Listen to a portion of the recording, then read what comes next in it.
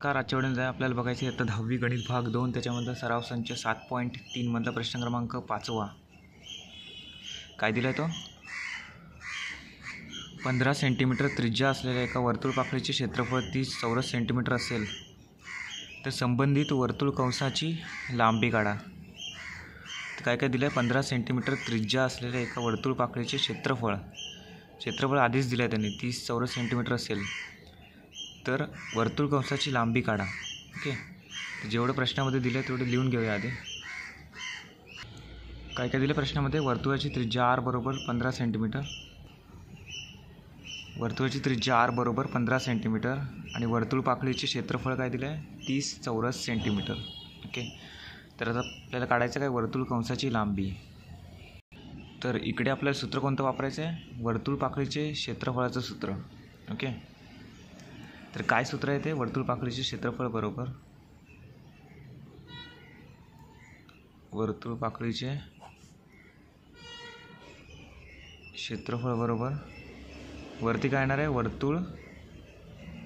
वर्तुळ कंसाची लांबी।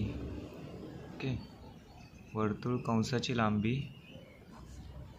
गुणिले काय असणार आहे त्रिज्या वर्तुळाची। ओके, ती आपण फक्त त्रिज्या लिहूया भागिले किती 2। हे काय झालं क्षेत्रफळ आहे वर्तुळ पाकळीचे क्षेत्रफळ वर्तुळ कंसाची लांबी गुणिले त्रिज्या भागिले 2 हे सूत्र तुम्हाला पाठ करायचं आहे।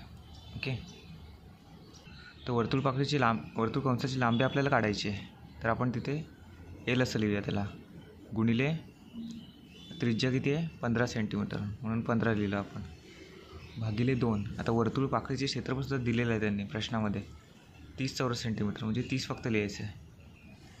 आता एल आपल्याला काढायचं आहे त्याच्यामुळे काय करूया या संख्यांना बरोबर चिन्हाच्या या साईडला नेऊया। ओके, एल मी या साईडला लिहिलं आहे तर इकडे 30 आहे। ओके, या साईडला तो या साईडला लिहिलं आहे इथे भागिले आहे या एलला हे भागिले आहे इकडे बरोबर चिन्हाच्या या साईडला गेल्यानंतर काय होणार आहे गुणिले होणार आहे म्हणजे 30 गुणिले 2। त्याचप्रमाणे 15 एलला गुणिले बरोबर चिन्हाच्या या साईडला गेल्यानंतर काय होणार आहे भागिले म्हणजे दोघांना येणार ते।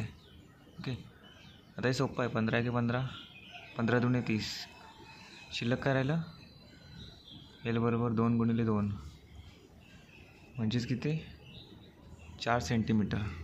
आता एल म्हणजेच काय वर्तुळ कंसाची लांबी आहे ही काय आली आहे 4 सेंटीमीटर। ओके, धन्यवाद।